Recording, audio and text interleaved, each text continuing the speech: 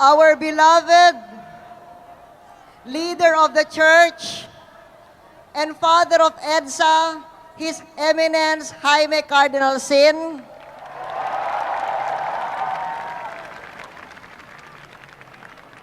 His Excellency the Papal Nuncio and the other members of the Diplomatic Corps and the international community, our heroes of EDSA,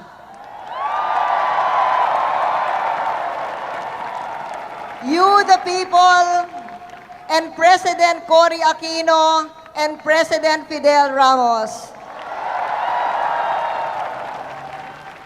Senate President Nene Pimentel and the other senators,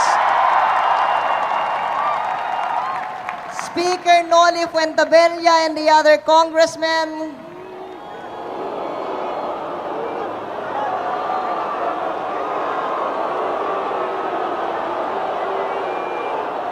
the Filipino of the year 2000, Chief Justice Davide,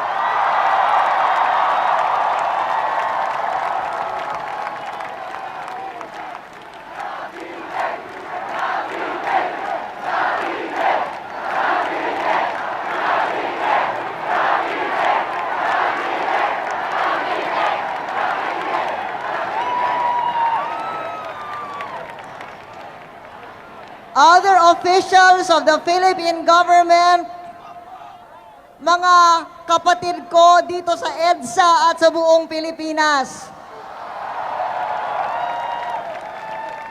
In all humility, I accept the privilege and responsibility to act as President of the Republic.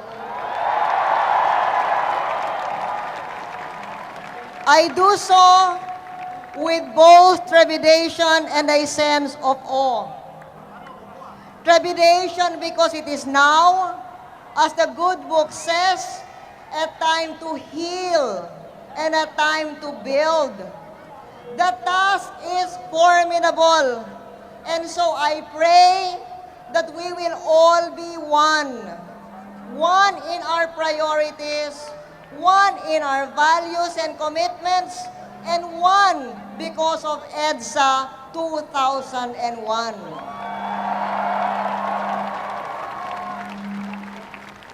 Sense of awe because the Filipino has done it again on the hallowed ground of EDSA.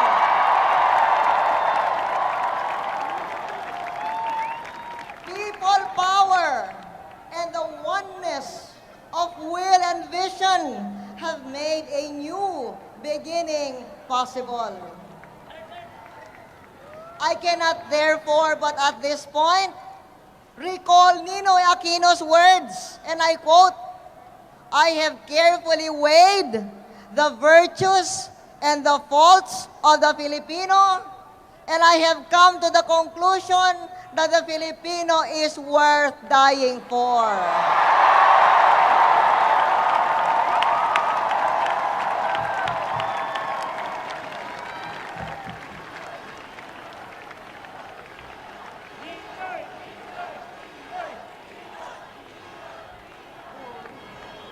As we break from the past in our quest for a new Philippines, the unity, the Filipino sense of history, and his unshakable faith in the Almighty that prevailed in EDSA 86 and EDSA 2001 will continue to guide and inspire us.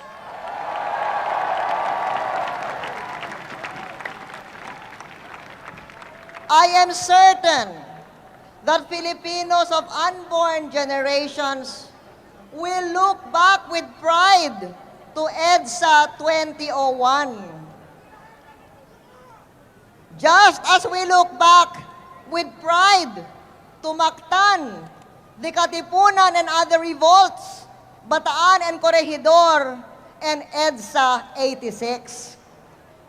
I am certain that pride will reign supreme as Filipinos recall the heroism and sacrifices and prayers of Jaime Cardinal Sin, Presidents Cory Aquino and Fidel Ramos, Chief Justice Davide,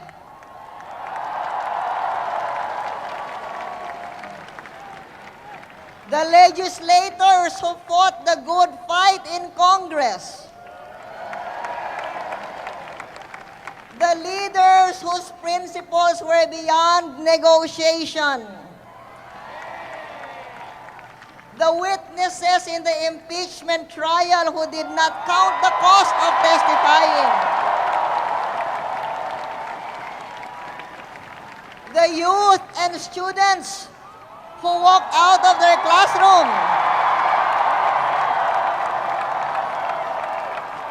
to be at EDSA, the generals in the armed forces and the Philippine National Police,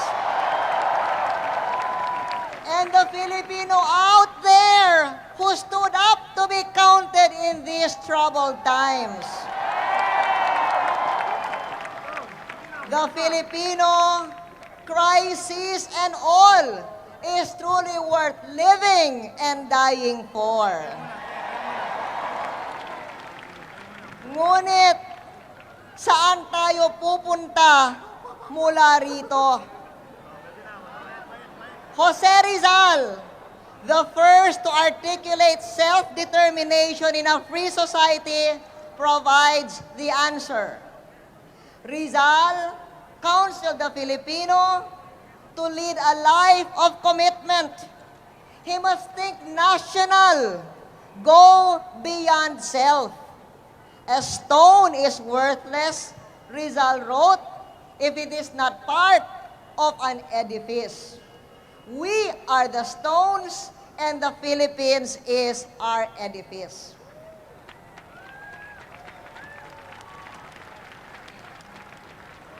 On many occasions, I have given my views on what our program of government should be. This is not the time or place to repeat all of them.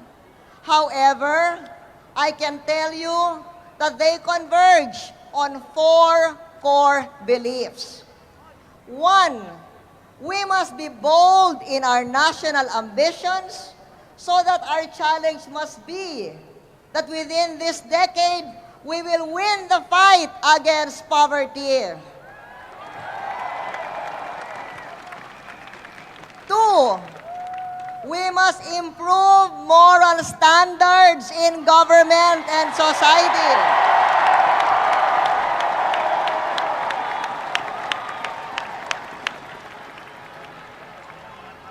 In order to provide a strong foundation for good governance. 3, we must change the character of our politics.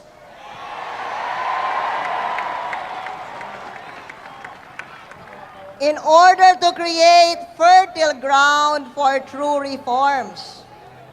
Our politics of personality and patronage must give way to a new politics of party programs and process of dialogue with the people. Finally, I believe in leadership by example.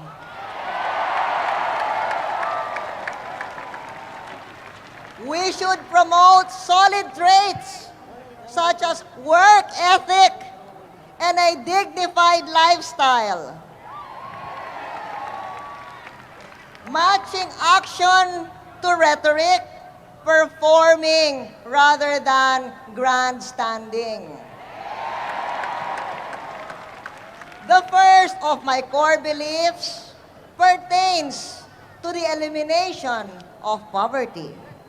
This is our unfinished business from the past. It dates back to the creation of our republic, whose seeds were sown in the revolution launched in 1896 by the plebeian Andres Bonifacio. It was an unfinished revolution, for to this day, poverty remains our national problem.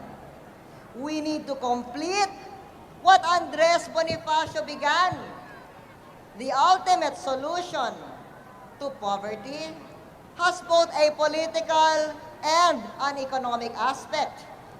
Let me first talk about the political aspect. In doing so, I will refer to one of my core beliefs, that of the need for new politics.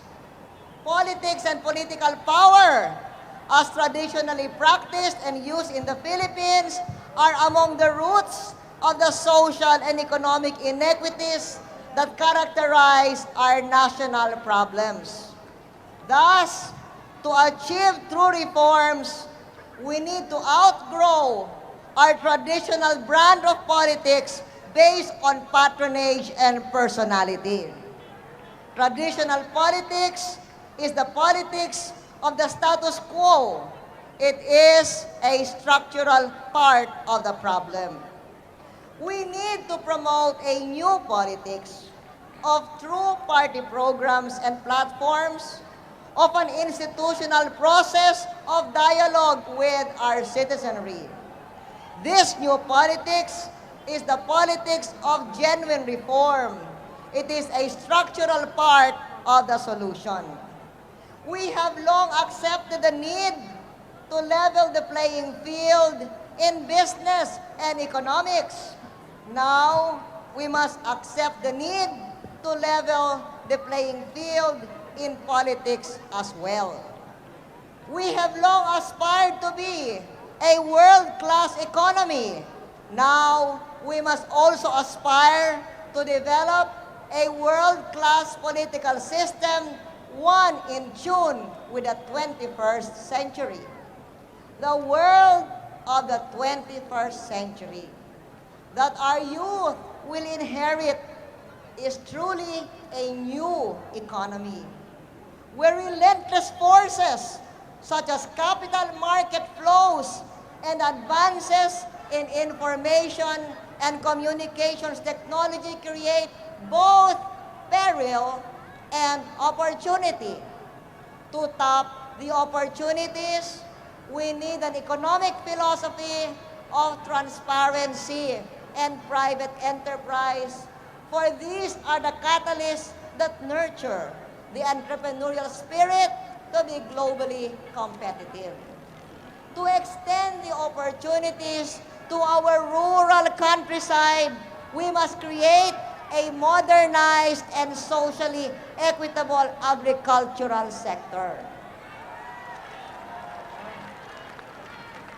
To address the perils, we must give a social bias to balance our economic development, and these are embodied in safety nets for sectors affected by globalization and safeguards for our environment. To ensure that our gains are not dissipated through corruption, we must improve moral standards. As we do so, we create fertile ground for good governance based on a sound moral foundation, a philosophy of transparency, and an ethic of effective implementation. Considering the divisions of today, our commitment will entail a lot of sacrifices among us all as we work to restore the dignity and preeminence of the Filipino. Join me, therefore, as we begin to tear down the walls that divide. Let us build an edifice of peace, progress, and economic stability.